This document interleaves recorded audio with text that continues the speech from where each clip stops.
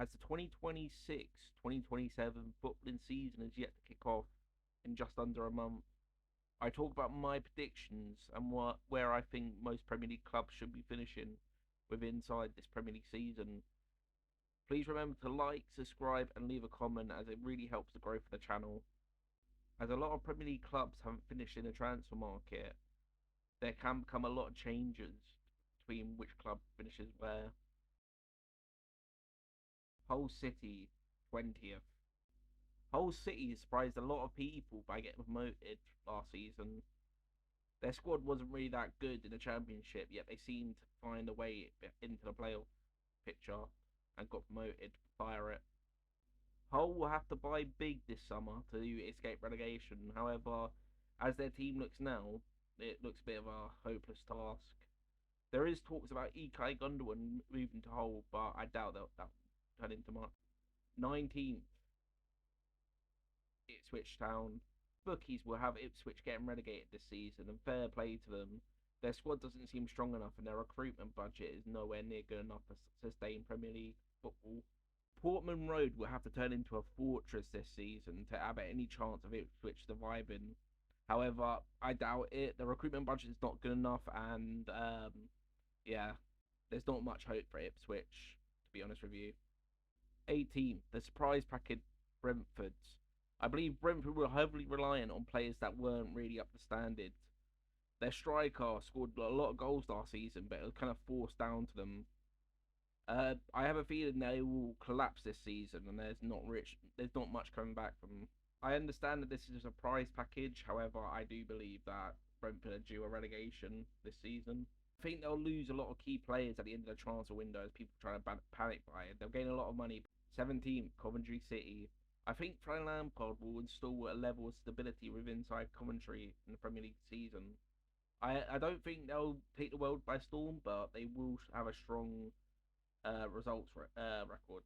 Frank Lampard's already a proven Premier League manager, and he will make sure these players develop inside the Premier League season. So there's a lot of hope going in for Coventry this season. However, they could sustain a run of losses and get relegated via it, sack Lampard and get relegated. However, I do think Coventry has what it takes to survive in the Premier League. 16th, AFC Bournemouth. European football and lackluster squad depth. I have a feeling they'll sell a lot of players in this window and not bring in great reinforcements. They're 16 is enough to survive in the Premier League, and with going on a European journey, it's probably what you would want to take if you're Bournemouth FC. Bournemouth have developed a lot of great brand young players. However, with fixture congestion, they are most likely going to struggle, and their team stamina will go down the toilet. Good luck to Bournemouth. Hopefully, they have a grand season. They are capable of achieving a lot this season, so let's hope the best for them. A lot of their young players and even developed players will want to make a statement on the European stage. I believe that they can achieve something. However, a trophy in their future might not be realistic. They do usually fall apart quite often, and that 9-0 drubbing by Liverpool kind of says it all. However, Scott Parker makes a fool out of all of us. 15th, Crystal Palace. Crystal Palace have a good squad, however, they keep selling all their great players, and I don't really think that they can recruit as many top players as they had. So they have to develop players, and I don't think they have the time within the season to achieve that. So I feel Crystal Palace will struggle this season, will be near a relegation battle, and not show up. As well as losing a lot of players, they've also lost their captain and manager last season. So Crystal Palace could struggle, and I do see that happening. They could go on a cup run as well, but I'm not too sure. They did achieve a lot in Europe, winning the Conference League. They are European champions this season, playing Europa League football, but I don't think anybody's going to be able to recruit good enough players. They recruit young players, and I don't think they have the manager to develop them. Well played on Oliver Glasgow, but he did achieve a lot at a club, So I can imagine a lot of fans. 14th, Leeds United. Leeds United, I don't see the strength in their squad. However, they do have a capability of developing Premier League quality players this season. And tactically, they were very strong last season, very good defensively and offensively. Uh, I don't see any cup runs or European football in their future. Dominic Calvert-Lewin is a strong striker. However, he might not be the one to get 20 goals in a season. Harry Wilson was a brilliant signing, but I don't see him hitting more than 15 goals contributions this season. Good luck to these. 13th, Sunderland. Sunderland got promoted last season or the season before, and now we're in European football this season. So their transfer business this window needs to be absolutely on point if they want to achieve anything this year. Sunderland do have a young crop of players that do achieve a lot, that can achieve a lot. But there are other clubs with probably better FFP right now that can challenge them and can turn them over in the league. I don't see them going on any cup runs, but European football is confirmed and that they're going on a tour. The Stadium of Light is now bringing in light. European football after the last 10 years that they had. Sunderland, what an achievement. Well on to them, but there you go. 12th, Everton. Everton have such a lackluster team. I don't really know many of their players and what they will achieve. David Moyes is still at the helm, which is a good thing for stability, but at the same time, I don't know if they can achieve anything. They're just going to do another Everton season where they just don't accomplish much and don't go on any cup runs, don't accomplish much, don't even hit Europe. It's sad because the Hill Dickinson Stadium is, wow, a beauty on the eyes, but I don't see much happening for Everton this season. They need to get rid of David Moyes and have better signings, better transfer business going through. But at the moment, not much is going on. 11th, Newcastle United. Newcastle United surprises me because they've sold a lot of their great elite level players and they haven't brought anybody in. However, their war chest they have, the amount of signings that they can bring in now is something to watch. The money they have, FFP doesn't allow them to spend more than they can produce.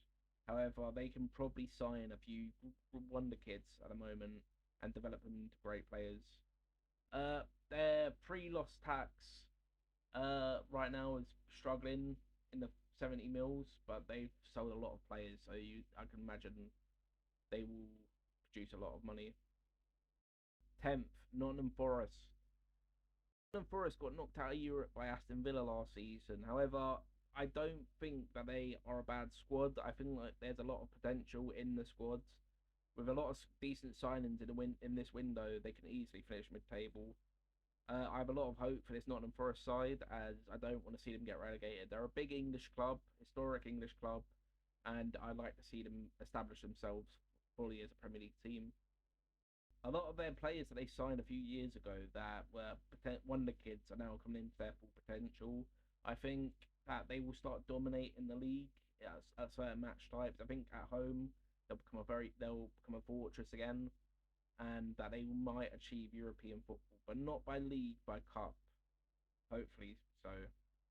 Callum Hudson-Odoi is still at Nottingham Forest, and he might achieve something there. 9th, Brighton. I know Albion. As well as a lot of other teams, Brighton has European football this year. As a talisman, as Danny Welbeck, that can score probably about 10 goals and do well this season. They've got a lot of young players with a lot of good potentials. I see a bright future in Brighton. I doubt they'll struggle in the league, but I don't think they'll be this team that always hits European football. I think flying mid-table for the Seagulls would be more realistic. Brighton's European journey, they might go to a final. They might even get Champions League if they win. So they'll be focusing more upon European football than anything. And I doubt that they'll struggle in Europe. 8th, Tottenham Hotspur. 8th is very realistic for Tottenham. I doubt they'll challenge Europe. I think that they're just recovering after two 17th place finishes. They need to recover from it. Their signings are very good. However, I don't think a lot of the young players are really there yet to that level where they can actually go on and challenge. I think they're struggling for a striker right now after losing Harry Kane, who's probably going to get a United in the future. It's very sad what happened to Tottenham, but I think their future is brighter than what most people think. Seventh, Fulham. For a lot of people who don't understand this, the fixture congestion for Fulham this season will be very easy to manage, as all they have is cup competitions. I think out of a lot of clubs, a lot of Premier League teams are going into Europe this recently, and Fulham are the only outlier that haven't really achieved that. Seventh is probably the only way because I doubt they'll go through in a cup tie. However, players like Calvin Bassey, Leno, Anderson, they're a strong back three in those players, as well as Robertson and Kenny Tete. I'm very confident that Fulham will achieve European football, as that's what they've been chasing for the last 3 years. They've been finishing mid-table, but if you look at points tally, they're always like 2 to 3 points off of European football, which is probably a really big heartache. Sixth, Aston Villa. At that picture, Morgan Rogers is no longer at the club. Sad faces everywhere. But they are now in Champions League football. They have got Champions League football and they can sign whoever they really want with a good idea. Aston Villa in the last 4 or 5 years become a bit of a fortress in the Premier League, a bit of a top side, big six contenders, and they will not let you down. I think Champions League football is where they should be, and a lot of players will be enticed by going to this legendary stadium of Aston Villa. The future is very bright. I don't see fifth place, but European football is European football, and I doubt that. I think they could be less likely to finish higher than that. I think six is justified, and yeah, good luck to Aston Villa. Fifth place, Manchester United. United have had a very strong transfer window. I think Sesko is a very, very good striker that can achieve 20 to 25 goals in a season. I'm very much enjoying watching the development of Benjamin Sesko. However, they are lacklustre in centre backs. They need a centre back. They need a Rolls Royce, and I doubt they'll sign one this season. So fifth is justified. They've wasted a lot of money in most transfer windows. So I think just developing young players like Kobe Mainu and others is probably the best call. Historically, Bergie built a dynasty of their youth academy, and I think that they should be looking at the same. That's how you run a good club, and I think Man United are trying to step that corner and become a well-run club again. So youth academy graduates is the way to go. As any 15 or 16-year-old they can sign and then develop. They're two strikers or three strikers, as Kune, Mberbu, and Sesko will do well this season. I'm sorry for butchering those names. However, they can do well. That I don't see them achieving anything other than Champions League football. I think they're good enough to comfortably finish in Champions League. If they bottle it this year, I'll be very sad because I like my character as a manager. I think he's a strong, he'll make them well run again. Fourth, Man City. Post Pep Guardiola syndrome. I feel like City will now start being diminished as a football club. They have a lot of great players. Erling Haaland should be bagging 20 goals, 30 goals this season. However, managerially, they needed to bring in the next Pep Guardiola or the next Arteta. I don't think they've done this year. I think they're losing a lot of core players. I think the reason Pep left is because he knew something where we all didn't. And yeah, 125 million for Elliot Anderson is not the greatest. Hopefully, he can develop in Manchester. However, Elliot Anderson for 120 million really doesn't sit well with me. Official, the Pep Guardiola era is over. They still got some really good players at the club, Man City, and I feel like they will struggle, but they'll win a cup. They'll win 2 cups, maybe the FA Cup and the Carabao, and struggle everywhere else. I doubt. I think the smaller teams will be able to turn them over, as well as the bigger teams.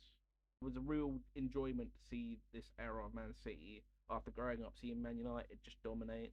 Well played to Pep Guardiola, well played to the ownership and the people and the CEOs and that. But next, third, Liverpool. Liverpool have been a struggling club recently. They've just lost Mo Salah, so it makes sense if they finish a bit lower than usual. It's very sad to see what's happened to Liverpool. I think after losing such a valuable player, such a beloved player as Diego Jota, has really damaged a lot of the psyches and a lot of Liverpool players. I feel that they will be struggling for the next few years as new players come in, and it's a very big loss. Diego Jota is rest in peace, his soul. But it will affect all the players at Liverpool, all the management at Liverpool, and I don't see much changing there. I think they're going to bring in a lot of young players and they're going to develop them at this point, but not too much. Second, Arsenal Football Club. Arsenal just won the Premier League last season. A lot of people are expecting them to do a double 2 years in a row. I don't see that happening. I think Arsenal have kind of hit a ceiling now. They went to the Champions League final, lost it, and they barely won the Premier League against this mid-card City sides.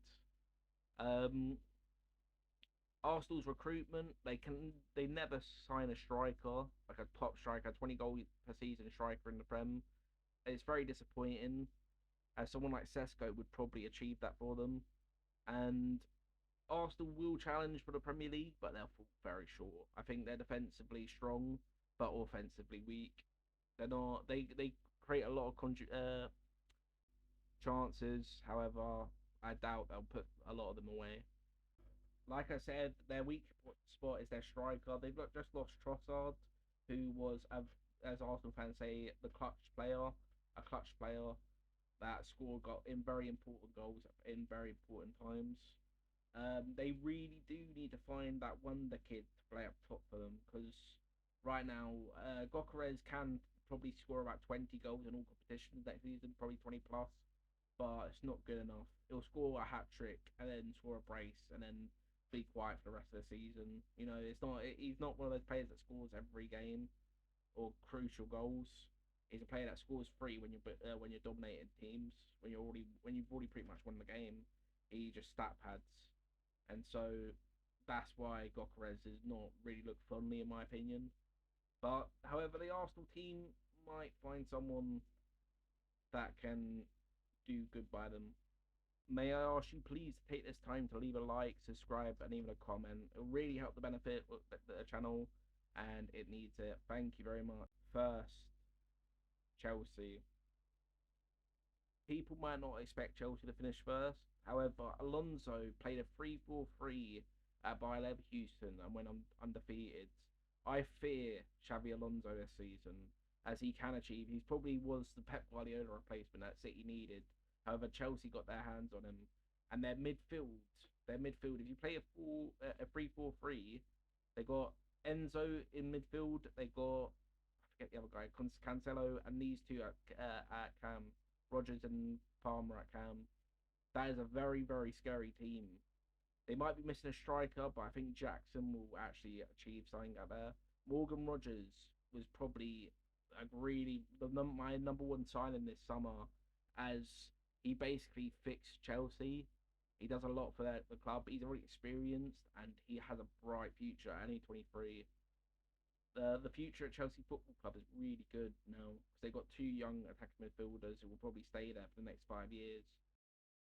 Xavi Alonso has already experienced that 3-4-3 going undefeated. These players under Xavi Alonso, he is absolutely going to dominate the league, and we're all at fear at him. João Pedro might not be the person you want there, because you want a channel runner, and he's more of a false nine creative player. He can play 1-2s, so I'm not really sure about him. However, he can play the Firmino role if he needs to Rodgers and Palmer. The future of Chelsea, that team now, is probably the best in the league, and I mean that over City, who have a Ballon d'Or winner in Rodri and a Ballon d'Or contender in Erling Haaland. A lot of people's eyes, Alonso's got a lot to prove this Premier League season. However, I think he can go from the bottom to the top as fast as possible. He has one of the greatest sources of players that any manager could ask for, and experience in the Bundesliga to go undefeated with that formation, with all the players fitting. I think they need Grimaldo and a right back, if anything, and a centre half. However, I generally do believe that a lot of their players are elite enough and could stop them. So that is the rundown. That is who I think will win the Premier League from 20th to 1st. Please in the comments tell me, who do you think will become Premier League champions or even contenders, where players will play, where clubs will finish.